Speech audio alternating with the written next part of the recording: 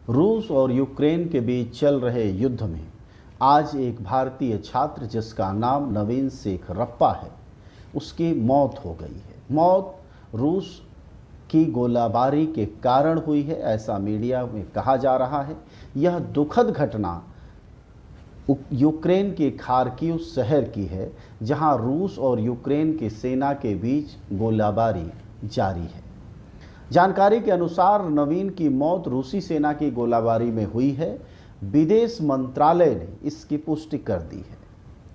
Ukraine में भारत सहित कई देशों के छात्र पढ़ते हैं, पर अन्य देशों ने अपने छात्रों को समय रहते ज़्यादातर छात्रों को स्वदेश वापसी करा ली थी। लेकिन भारत सरकार युद्ध छिड़ने के बाद पिछले 2-3 दिनों से ऑपरेशन गंगा या मिशन गंगा के नाम पर अपने छात्रों को वापस ला रही है। यह ऐसी घटना है जिसके बाद पूरा देश इस समय सकते में है कि आखिरकार नवीन की हत्या क्यों हुई। 2 देशों के बीच जूझ रहे हमारे 15,000 से ज़्यादा छात्र अभी भी यूक्रेन में फंसे हुए हैं। इनमें से ज़्यादातर छात्र मेडिकल की पढ़ाई करने वहाँ गए हुए हैं। बताया जाता है कि वहाँ की मेडिकल की पढ़ाई भारत की पढ़ाई के मुकाबले कई गुना सस्ती है। नवीन भी मेडिकल में चौथे ईयर का स्टूडेंट था।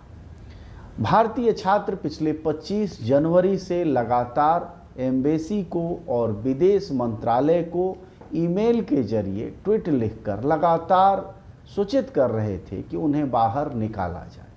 लेकिन शायद हमारी सरकार कई बार हर चीज़ को आयोजन के रूप में बदल देना चाहती है, इसलिए उसने पहले नाम खोजा, नाम रखा मिशन गंगा या ऑपरेशन गंगा। इसलिए नाम जब मिल गया उसके बाद अपने छात्रों को उसने वापस बुलाने का काम किया।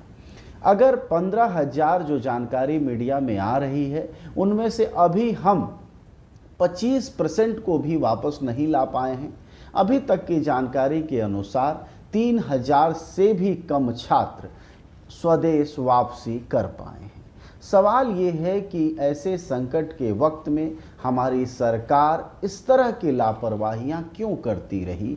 क्या हमारी सरकार का भरोसा प्रचार और आत्म प्रचार में बहुत ज़्यादा है? प्रधानमंत्री जो देश के मुखिया हैं इस वक्त, नरेंद्र दामोदर दास मोदी, वह लगातार उत्तर प्रदेश के चुनाव में व्यस्त रहे और इस बीच विदेश में फंसे हुए, युद्ध के बीच फंसे हुए हमारे छात्र यूक्रेन से वापस लाए जाने में सक्षम नहीं हो सके। ऐसे में सवाल इन चीज़ों पर भी होता है, पर एक बात याद दिलाएं आपको कि यह पहली दफ़ा नहीं है जब किसी संकट में हमारे छात्र फंसे हैं।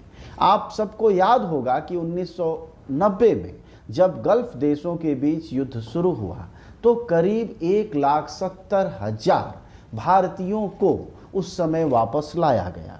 उस समय विदेश मंत्री इंद्र कुमार गुजराल थे और बिना किसी हल्ला हंगामा के इतनी बड़ी संख्या में 1,70,000 छात्र लाए गए। इसकी जानकारी खुद विदेश मंत्री रहे भाजपा की सरकार में कभी यशवंत सिन्हा ने ट्वीट करके सुबह सुबह दी। इसके अलावा इस बात से देश परिचित है।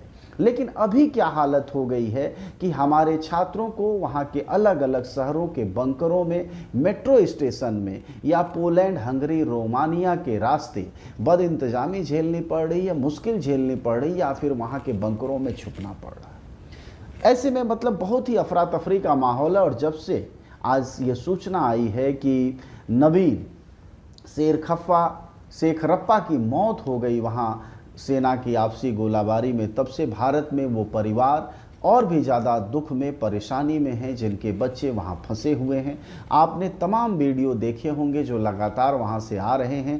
सभी जगह अपील की गई है, खुद लोगों ने अपने वीडियो बनाए हैं। हालांकि उससे अलग हमारे देश की मीडिया लगातार अजीबोगरीब जानकारियाँ देने में लगी हुई है, जिन जानकारियों का बहुत मायने नहीं है, बहुत ऑथेंटिकेशन नहीं है, उन जानकारियों को भी देने में लगी हुई है। ऐसे में हमारी मीडिया हो या सरकार, उसकी पहली और प्रमुख जिम्मेदारी है कि अपने नागरिकों को स्वदेश सुरक्षित वापसी कराए, न कि किसी ऑपरेशन और किसी मिशन के नामकरण के चक्कर में विलंब करे, और न ही हमारे प्रधानमंत्री, रक्षा मंत्री, विदेश मंत्री का काम उत्तर प्रदेश के चुनाव में लगना होना चाहिए ऐसे संकट के वक्त में, बल्कि अपने छात्रों, अपने लोगों को वापस सुरक्षित लाना उनकी प्रमुख जिम्मेदारी है। और अगर यह जिम्मेदारी सरकार ने निभाई होती ढंग से तो यह दिन हमें नहीं देखने पड़ते, हमें अपने छात्र नवीन शेर खप्पा को गंवाना नहीं पड़ता। न गोदी मीडिया, न विरोधी मीडिया, न इसकी मीडिया, न उसकी मीडिया। हम हैं जनता की मीडिया, जनज्वार। जनज्वार की हर खबर को जन जन तक पहुंचाने के लिए फेसबुक पेज को फॉलो करें, शेयर करें।